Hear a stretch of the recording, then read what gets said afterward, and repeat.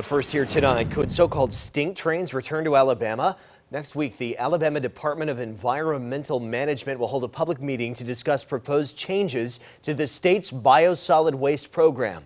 Our Michael Clark live in West Jefferson, where they've dealt with this before. Michael, a lot of people concerned.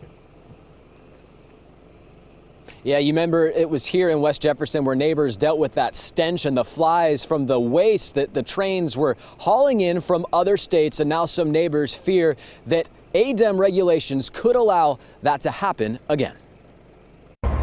It's been months since train cars full of wastewater sludge haunted neighbors in Jefferson and Walker counties, but they'll never forget the smell. Around here we had infestation of insects, flies, stink bug, buzzards. It was just filth, and you could smell it 6 miles away. David Brassfield is among the neighbors who will head to Montgomery next Tuesday to voice concerns that the Alabama Department of Environmental Management is proposing changes to adopt regulations to the state's solid waste program. I'm worried about the overall health and environmental conditions for our community and for the state. Beyond dumping concerns, some neighbors worry about health impacts from waste that is used as fertilizer on farmland. It happened to families in North Alabama last summer. And it turned out to be poultry processing wastewater sludge.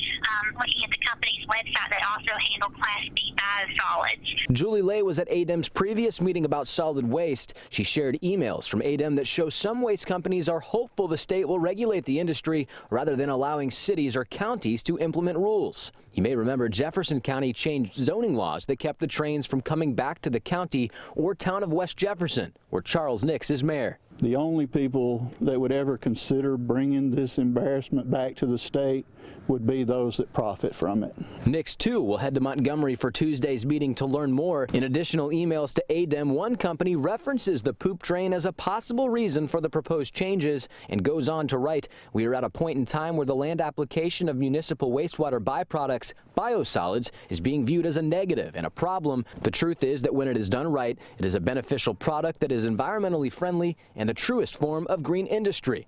But for those who saw and smelled the sludge last year, they say something stinks again. It was such a disaster that I'm surprised anyone's bringing it back up. It was an embarrassment to the state. Now, some have wondered if regulation could be a good thing, allowing ADEM to have more power to resolve any issues that could arise, but others worry that there might not be enough regulation to know if the products coming into the state are safe. That meeting next Tuesday in Montgomery at 1:30. We'll let you know what happens. For now, live in West Jefferson, Michael Clark, CBS 42 News, local coverage you can count on.